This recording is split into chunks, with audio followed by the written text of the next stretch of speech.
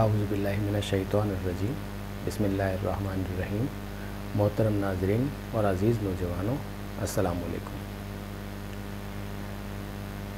आज हम अल्लामा इक़बाल की जो नज़्म समझने की कोशिश करेंगे उसका उन्वान है मर्द बुज़ुर्ग, और ये उनके दीवान ज़र्ब कलीम से माख़ूज़ है। इसमें दरअसल अल्लामा इक़बाल मुसलमानों को ये बताना चाह रहे हैं कि एक मर्द बुज़ुर्ग यानी अज़ीम इंसान कौन होता है और उसकी क्या खूबियाँ होती हैं। आपने देखा होगा ना कि अल्लामा इक़बाल की नज़में जो हम अब तक समझ चुके हैं उनमें अल्लामा इक़बाल मुस्लिम उम्मत से या नौजवानों से ये तकाज़ा करते रहते हैं कि अपने आप को तब्दील करो, सही करो, अपनी हालत सुधारो, अपनी खुदी को पहचानो, अपने आप को पहचानो। तो ज़ाहिर है कि लोगों के जहन में ये सवाल तो पैदा होगा कि नसीहतें तो बड़ी हो रही हैं, लेकिन इन कामों को किया कैसे जाए वो भी तो बताना चाहिए था। तो यहाँ यही बताना चाह रहे हैं कि एक अज़ीम इंसान के अंदर क्या खूबियाँ होती हैं, ताकि लोग वो खूबियाँ अपने अंदर पैदा करने की कोशिश करें, एक अज़ीम इंसान बनने की कोशिश करें।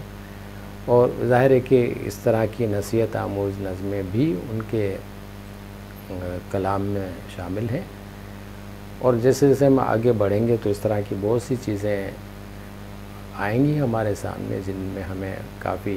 नसीहत मिलती है, और अपने आप को तब्दील करने, अपने किरदार को तब्दील करने के लिए या अपनी ज़िंदगी को बेहतर बनाने के लिए कई नुस्खे हमारे सामने आएंगे, कई बातें हमारे सामने आएंगी, कई नसीहतें हमारे सामने आएंगी जिनसे हम फ़ायदा उठा सकते हैं। तो चलते हैं इस नज़्म के पहले शेर की तरफ। उसकी नफ़रत भी अमीक, उसकी मोहब्बत भी अमीक, कहर भी उसका है अल्लाह के बंदों पे शफ़ीक। यानी एक मर्द बुज़ुर्ग या एक अज़ीम इंसान जो होता है, कौम का एक बुज़ुर्ग जो होता है, उसके बारे में बता रहे हैं कि उसकी नफ़रत भी अमीक होती है। अमीक के मायने गहरी, बहुत ज़्यादा, बहुत शदीद, और उसकी मोहब्बत भी अमीक होती है, यानी उसकी मोहब्बत भी गहरी और शदीद होती है। अब यहाँ ये बात नहीं है कि एक आदमी जो है वो बुज़ुर्ग जो है वो अज़ीम इंसान लोगों से यूँ ही नफ़रत करता फिरे। उसकी नफ़रत से मुराद ये है कि बुराई, गुनाह से जो उसे नफ़रत होती है वो बड़ी गहरी होती है, मतलब वो कभी भी मोहब्बत में तब्दील हो ही नहीं सकती। वो बुराई को बुराई ही कहेगा, कभी अच्छाई कह ही नहीं सकता। और उसकी मोहब्बत अल्लाह के बंदों के साथ और नेक कामों के साथ और अच्छाई के साथ, नेकी के साथ बड़ी गहरी होती है। वहाँ भी उसका रवैया ये होता है कि वो चेंज नहीं हो सकता, तब्दील नहीं हो सकता। वो कभी नेकी से नफ़रत कर ही नहीं सकता, ना कभी नेक इंसान से नफ़रत कर सकता है वो। लिहाजा वो जब भी किसी बुराई से, किसी गुनाह से नफ़रत करता होगा तो बड़ी गहरी नफ़रत करता होगा, उसमें कहीं भी कंप्रोमाइज़ नहीं करेगा। और जब वो नेकी और अच्छाई से मोहब्बत कर रहा होगा तो वो भी बड़ी गहरी होगी, वहाँ भी वो किसी सूरत में कंप्रोमाइज़ नहीं करेगा। फिर कहर भी उसका है अल्लाह के बंदों पे शफ़ीक। शफ़ीक के मायने शफ़क़त करने वाला, मोहब्बत करने वाला, नरमी से बर्ताव करने वाला, भलाई चाहने वाला। तो कहर सज़ा देना किसी को, किसी पे सख्ती करना। अब इस मर्द बुज़ुर्ग की ये खूबी बता रहे हैं कि वो अगर अल्लाह के बंदों पे कहीं सख्ती करता है, कहीं उन्हें सज़ा देता है, अगर उसके इख्तियार में है तो फिर वो सज़ा भी उसकी जो है वो नसीहत के लिए होती है, उस इंसान को सही करने के लिए होती है। उसका मकसद उस इंसान से बुराई की, गुनाह की, गलती की आदत को छुड़ाना होता है और उसे सीधे रास्ते पे लगाना होता है। सज़ा से मुराद ये नहीं होता कि किसी किस्म का इंतकाम वो ले रहा होता है, یا کسی پہ کوئی زیادتی کر رہا ہوتا ہے، بلکہ اس سزا سے بھی اس کا مقصد یہی ہوتا ہے کہ یہ انسان راہ راست پر آ جائے۔ تو یہ ایک طرح سے شفقت یا بھلائی چاہنا ہی ہوئی۔ پھر اگلے شعر میں فرماتے ہیں، پرورش پاتا ہے تقلید کی تاریکی میں، ہے مگر اس کی طبیعت کا تقاضا تخلیق۔ تقلید کہتے ہیں پیچھے سے چلتی چلی آ رہی روایات اور رسوم و رواج کو اپنا لینا، ان پر آنکھیں بند کر کے چلنا اور اپنی عقل کو استعمال نہ کرنا۔ جو چلا آ رہا ہے اسی کو ہم نے چلانا ہے، ہم اسے تبدیل نہیں کر سکتے، ہمارے پاس اختیار نہیں ہے یا ہمارے پاس وہ علم نہیں ہے کہ ہم اسے تبدیل کر سکیں۔ یہ تقلید ہوتی ہے۔ اور تخلیق نئی چیزیں ایجاد کرنا، نیا کچھ بنانا۔ تقاضا ضرورت یا ریکوائرمنٹ۔ یہاں اس مرد بزرگ کی دوسری خوبی بتاتے ہوئے کہتے ہیں کہ اگرچہ وہ ایسے معاشرے میں اس کی پرورش ہوتی ہے جہاں تقلید ہی تقلید ہوتی ہے کہ بس وہ چلتے چلے آ رہے رسوم و رواج اور روایات کے اوپر عمل کرنا ہے، اس کے مطابق زندگی گزارنی ہے، اپنی عقل سے نیا کچھ نہیں کرنا۔ پرورش تو وہ اس ماحول میں اس کی ہوتی ہے، چونکہ جب وہ نابالغ تھا تو اس کے تو اختیار میں ہی نہیں تھا اور اس ماحول کو چھوڑ کے کہیں ایسی جگہ جائے، اور جا بھی نہیں سکتا کیونکہ دنیا میں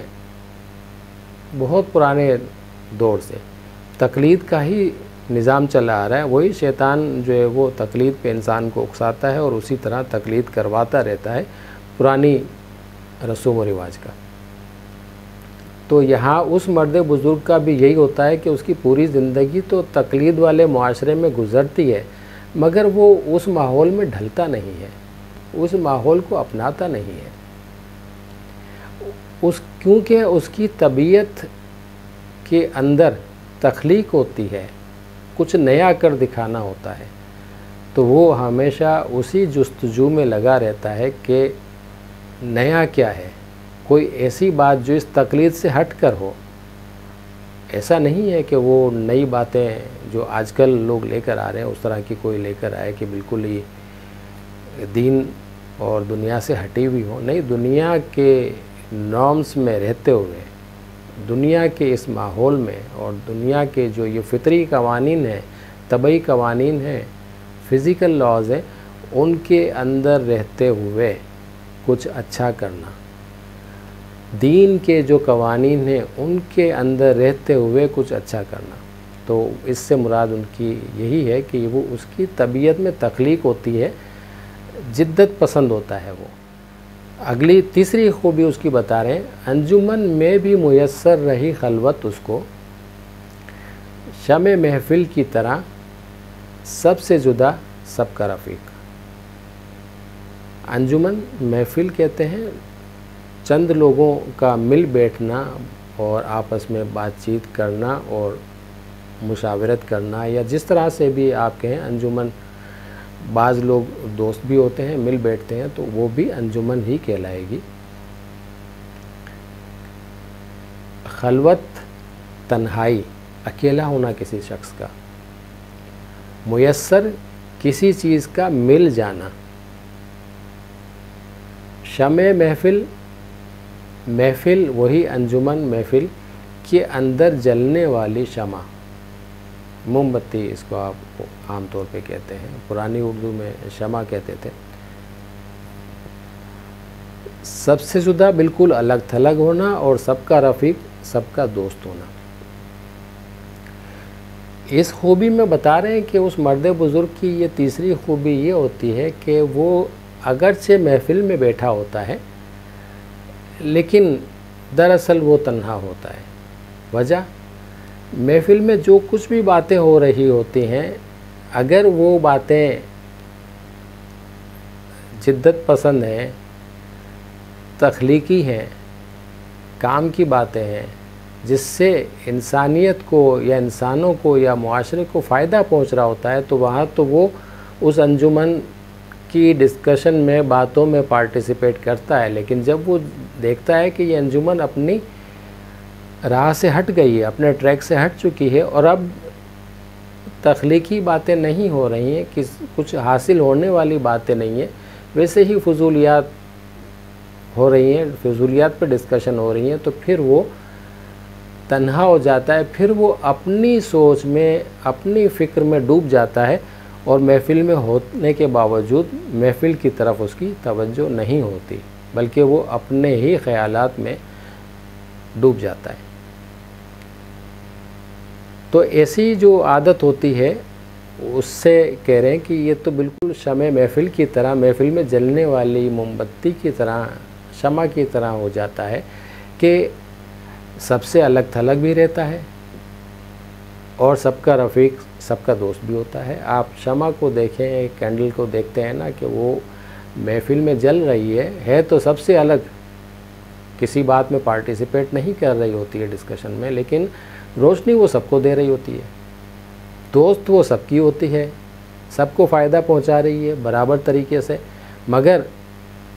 اسے محفل کا پارٹ نہیں سمجھا جاتا، اس سے باتیں نہیں کی جاتی، نہ وہ باتیں کرتی ہے۔ تو اس سے مراد یہی ہے کہ وہ اگرچہ محفل میں موجود ہوتا ہے، مگر جہاں کام کی بات نہ ہو وہاں پھر وہ جدا ہو جاتا ہے سب سے، جہاں کام کی بات ہوتی ہے وہاں رفیق بن جاتا ہے، دوست بن جاتا ہے، ڈسکشن کرتا ہے، پارٹیسپیٹ کرتا ہے۔ تو یہ تیسری خوبی ہو گئی مرد بزرگ کی۔ چوتھی خوبی بتا رہے ہیں، مثل خورشید سحر فکر کی تابانی میں، بات میں سادہ و آزردہ، معانی میں دقیق۔ مثل خورشید سحر، صبح کے سورج کی طرح، مثل کی طرح، خورشید سورج، سحر صبح، فکر غور و فکر سوچ، تابانی چمک روشنی، سادہ و آزادہ بالکل سیدھی سادی بات کرنے والا اور بالکل کھلی بات کرنے والا، آزادہ آزادی کے ساتھ بولنے والا، لحاظ مروت نہیں، بولڈ۔ لیکن اب ایسا بھی نہیں ہے کہ لحاظ مروت نہیں تو بڑوں کے ساتھ بھی بدتمیزی شروع ہو گئی ہے، نہیں، لحاظ مروت سے مراد یہ ہے کہ جہاں حق کی ضرورت ہے وہاں حق بولنا ہے، چاہے کسی کو برا لگے، اور جہاں برائی ہو رہی ہے وہاں ٹوکنا ہے، چاہے کسی کو برا لگے۔ مگر ظاہر ہے کہ بڑے سے بات ہوگی تو ادب کے دائرے میں ہوگی، چھوٹے سے بات ہوگی تو پیار محبت کے طریقے سے ہوگی، وہ اخلاقیات کا خیال رکھا جائے گا، مگر بات موقع پر بول دی جائے گی اور سادگی کے ساتھ بولی جائے گی۔ بتایا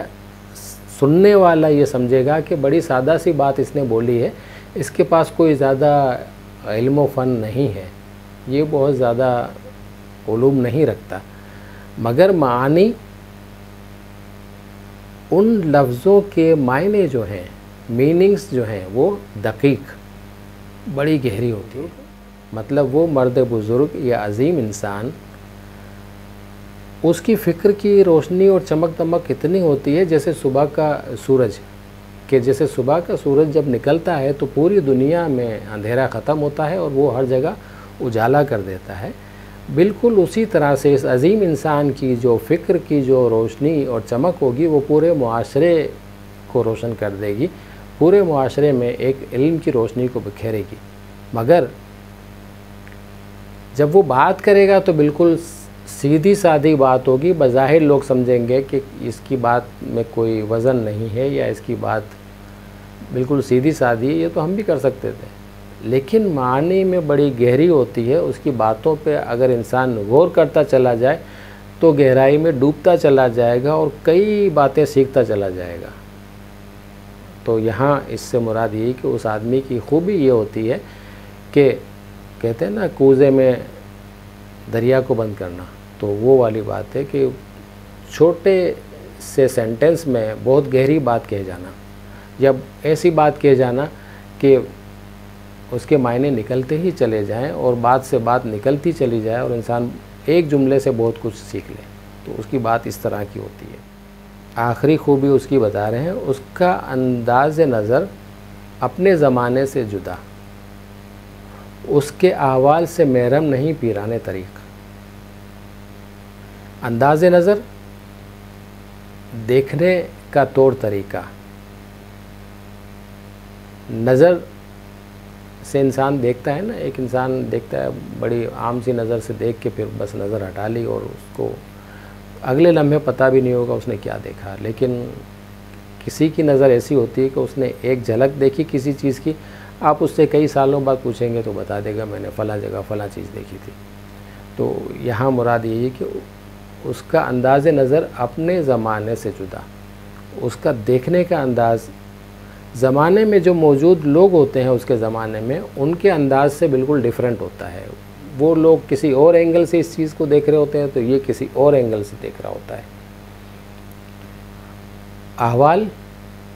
حالات، اندرونی کیفیت،